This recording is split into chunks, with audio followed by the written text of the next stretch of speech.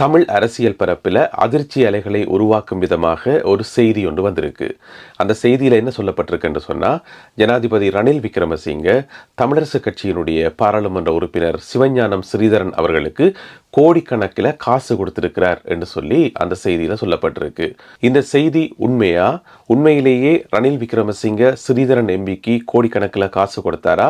தேர்தல்கள் நெருங்கி வரும் இந்த சமயத்தில் ரணில் விக்ரமசிங்கவுக்கும் ஸ்ரீதரன் எம்பிக்கும் இடையில் ஏதாவது தொடர்புகள் இருக்கின்றனவா? இது போன்ற கேள்விகள் இப்பொழுது எழுப்பப்படுகின்றன.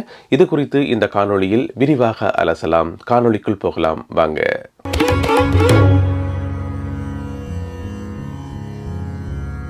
தமிழடியான் சொந்தங்களுக்கு வணக்கம். இன்று ஞாயிற்றுக்கிழமை வெளிவந்திருக்கும் அந்த குறித்த ஊடகத்தில் சொல்லப்பட்டிருக்கின்ற செய்தி என்னவென்றால், ஜனாதிபதி ரணில் விக்ரமசிங்க அண்மையில் சமர்ப்பிக்கப்பட்ட வரவு செலவு திட்டத்தில் தனக்கு ஆதரவாக செயல்படுகின்ற பாராளுமன்ற உறுப்பினர்களுக்கு வழங்குவதற்காக 1000 மில்லியன் ரூபாய் நிதியை ஒதுக்கினார் என்று சொல்லப்படுது. அப்படி ஒதுக்கப்பட்ட அந்த 1000 மில்லியன் ரூபாயிலிருந்து தனக்கு ஆதரவாக செயல்படுகின்ற தன்னோடு ஒத்து இயங்குகின்ற பாராளுமன்ற உறுப்பினர்களுக்கு சிறிதளவு தொகையை பிரிச்சு கொடுத்து கொண்டு வந்திருக்கிறார் ரணில் விக்ரமசிங்க. எதற்காக கொடுக்கப்பட்டன்னு சொன்னா, அந்தந்த பாராளுமன்ற உறுப்பினர்களுடைய பிரதேசங்களை அபிவிருத்தி செய்யறதுக்காக அந்த நிதி ஒதுக்கப்பட்டதாம். அந்த நிதி ஒதுக்கீட்டின் மூலம் ரணில் விக்ரமசிங்கவுக்கு ஆதரவாக செயல்படுகின்ற நிறைய பாராளுமன்ற உறுப்பினர்களுக்கு பணம் கொடுக்கப்பட்டதாம். அதுல ஸ்ரீதரன் எம்பி அவர்களுடைய பேரும் வந்திருக்காம். ஸ்ரீதரன் எம்பிக்கு 21.45 மில்லியன் ரூபாய் கொடுக்கப்பட்டிருக்காம். இப்ப விஷயம் என்னன்னு சொன்னா, இந்த பட்டியல்ல, அதாவது ரணில் விக்ரமசிங்கவுக்கு ஆதரவாக செயல்படுகின்ற பாராளுமன்ற உறுப்பினர்களுடைய பட்டியல்ல ஸ்ரீதரன் எம்பியினுடைய பேர் வந்தது எப்படி? அப்படின்னு சொன்னா, ஸ்ரீதரன் எம்பி ரணில் விக்ரமசிங்கவை ஆதரிக்கின்றாரா, ரணில் விக்ரமசிங்கவுடன் ஒத்துழைத்து செயல்படுகின்றாரா போன்ற கேள்விகள் தமிழ் மக்கள் மத்தியில மிக இயல்பாக எழும் இந்த செய்தியை கேட்கும் போது. எனவே அந்த ஊடகத்தில் சொல்லப்பட்ட இந்த செய்தி உண்மையா இல்லையா, உண்மையிலேயே ரணில் விக்ரமசிங்க ஸ்ரீதரன் எம்பிக்கு காசு கொடுத்தாரா இல்லையான்றதை ஸ்ரீதரன் எம்பி அவர்கள் தான் தெளிவுபடுத்த வேண்டும்.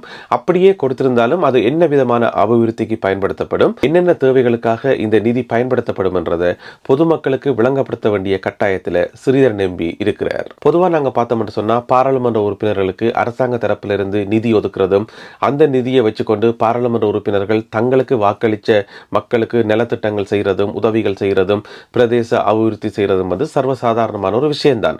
ஆனா இதுல சொல்லப்பட்டிருக்கின்ற செய்தி என்னன்னு சொன்னா, ரணில் விக்ரமசிங்க ஒதுக்கின இந்த காசு, இந்த 1000 மில்லியன் ரூபாய் தனக்கு ஆதரவாக செயல்படுகின்ற பாராளுமன்ற உறுப்பினர்களுக்கு மட்டும் கொடுக்கின்ற நிதி என்று சொல்லி. இது எல்லாத்தையும் விட முக்கியமானது, இப்ப தேர்தல்கள் நெருங்கி வருது.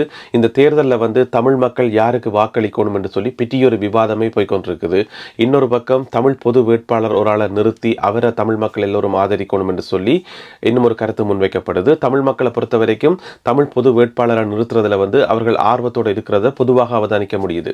எனவே இப்படியான ஒரு சந்தர்ப்பத்தில் ஸ்ரீதரன் எம்பிக்கு ரணில் விக்ரமசிங்க காசு கொடுத்திருக்கிறார் என்று சொல்லி வெளிவந்திருக்கிற இந்த செய்தி நிச்சயமாக ஸ்ரீதரன் எம்பி மேல பல சந்தேகங்களை உருவாக்கும். அவரும் விலை போயிட்டாரா என்ற ஒரு கேள்வியை எழுப்பும். எனவே இந்த கேள்விகள் எல்லாத்துக்கும் பதில் சொல்ல வேண்டிய கடமை ஸ்ரீதரன் எம்பி அவர்களுக்கு இருக்கு. அதே நேரம் பொதுமக்களாகிய எங்களுக்கு வந்திருக்கக்கூடிய இந்த சந்தேகத்தை நிவர்த்தி செய்ய வேண்டிய கடமையும் ஸ்ரீதரன் எம்பி அவர்களுக்கு இருக்கு.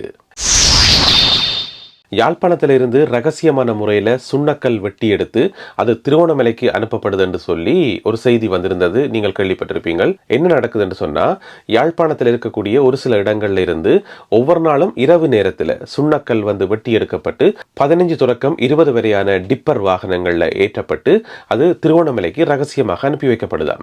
இது அரசாங்கத்தினுடைய ஒரு உத்தியோகபூர்வமான நடவடிக்கையா, அல்லது யாராவது ஒரு சில தனியார்களுடைய ரகசிய நடவடிக்கையா, இதற்கு அரசாங்க இருந்து அனுமதி ஏதாவது வழங்கப்பட்டதா? இது போன்ற பல கேள்விகள் இருக்கின்றன. ஆனால் இது குறித்து யாரும் பெரிய அளவில் அலட்டிக் கொண்டதாகவோ பெரிய அளவில் கேள்விகள் எழுப்பியதாகவோ தெரியவில்லை. பாராளுமன்ற உறுப்பினர் ஸ்ரீதரன் அவர்கள் இது குறித்து அண்மையில் கேள்வி எழுப்பியிருந்தார்.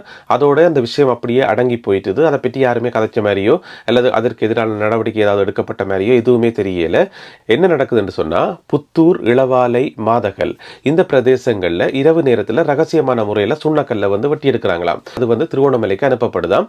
அந்த கண்டெய்னர்ஸ் எல்லாமே வந்து இரவு நேரத்துல தான் போகுதாம். அப்ப இரவு நேரத்துல 15 தொடக்கம் 20 வரையான வாகனங்கள்ல வந்து ஒவ்வொரு நாளுமே திருகோணமலைக்கு கொண்டு போகப்படுது என்று சொன்னா அந்த வாகனங்களை யாருமே மறைக்கிறே இல்லையா, யாருமே சோதனை இல்லையா, அதுல என்ன போகுதுன்னு சொல்லி யாருமே கண்காணிக்கிறே இல்லையா, அல்லது வீதியில பாதுகாப்பு கடமையில இருக்கிறார்களுக்கு தெரிஞ்சுதான் இதெல்லாம் நடக்குதா?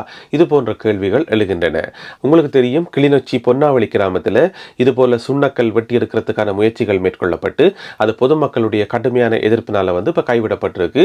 200 நாட்களை தாண்டி அந்த பொதுமக்கள் வந்து கடுமையான எதிர்ப்பை காட்டிக் கொண்டு வருகின்றார்கள், கடுமையான போராட்டம் நடத்தி கொண்டு வருகின்றார்கள். இந்த பொன்னாவளி என்பது நீர்வளம் நிலவளம் பொருந்திய ஒரு பிரதேசம்.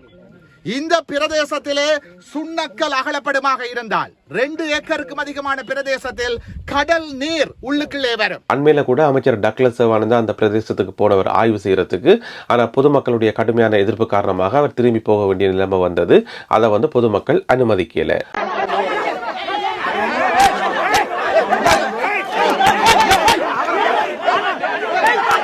அப்படியான ஒரு சூழல்ல எந்த நிறுவனம் பொன்னாவளி பிரதேசத்துல சுண்ணக்கல்லை வெட்டி எடுக்கிறதுக்காக முயற்சி செய்ததோ அதே நிறுவனத்துக்கு தான் இப்ப யாழ்ப்பாணத்திலிருந்து சுண்ணக்கல் கொண்டு போகப்படுதாம். அப்ப இந்த செய்திகளை நாங்கள் கூட்டி கழிச்சு பார்க்கக்குள்ள இதுக்கு பின்னால் இருக்கக்கூடிய மர்மங்கள் எங்களுக்கு தெரிய வருது.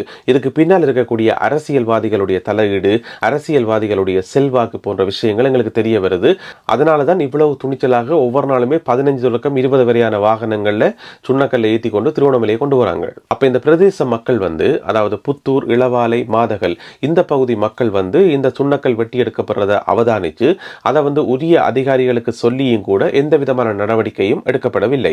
எனவே அந்த பிரதேசங்களில் வந்து சட்டவிரோதமாக சுண்ணக்கல் அகலைக்குள்ள வந்து அது எதிர்காலத்தில் வந்து பாரிய விளைவுகளை உருவாக்கும். ஏற்கனவே காங்கேசன்துறை துறைமுகத்துக்காக சுண்ணக்கல் அகலப்பட்ட குழிகள் வந்து இன்றைக்குமே வந்து அது மூடப்படாமலோ அல்லது பராமரிக்கப்படாமலோ மிகவும் ஆபத்தான ஒரு நிலைமையில வந்து காங்கேசன்துறையிலையும் பலாலி தெற்கு பகுதியிலையும் இண்ட வரைக்கும் இருக்காம். அது மிகவும் ஆபத்தான மோசமான குழிகளாக இருக்குதாம். அப்படி இருக்கும்போது புதிதாக இந்த பகுதிகளையும் குழிகளை வெட்டி சுண்ணக்கல்ல அகன்றெடுக்கிறது வந்து மிகவும் ஆபத்தான ஒரு செயல்பாடுன்னு சொல்லி பொதுமக்கள் தெரிவிக்கணும். ஆனா இது குறித்து யாரும் பெரிய அளவில் எதிர்ப்பு தெரிவித்த மாதிரி தெரியல, யாரும் எதிர்ப்பு போராட்டங்கள் நடத்தின மாதிரியும் தெரியல. இந்த விஷயம் அப்படியே கண்டும் காணாமல் விடப்பட்டிருக்கிறதுன்றதான் பொதுவாக அவதானிக்கக்கூடிய மாதிரி இருக்குது. அப்ப எங்களுக்கு முன்னால விடை தெரியாத 2 கேள்விகள் இருக்கு. ஒன்று வந்து ரணில் விக்ரமசிங்க ஸ்ரீதரன் எம்பிக்கு காசு கொடுத்த அந்த விவகாரம், 2வது வந்து இந்த சுண்ணக்கல் வியாபாரம் ஏன் கண்டும் காணாமல் விடப்பட்டிருக்கு. இந்த 2 கேள்விகள் சம்பந்தமாகவும் பொதுமக்களாகிய உங்களுடைய கருத்துக்கள் என்ன என்றதை கீழே எழுதுங்கள். மீண்டும் மற்றும் ஒரு பதிவில் சந்திப்போம். நன்றி, வணக்கம். மக்களினுடைய நிலங்கள் உவராகும்.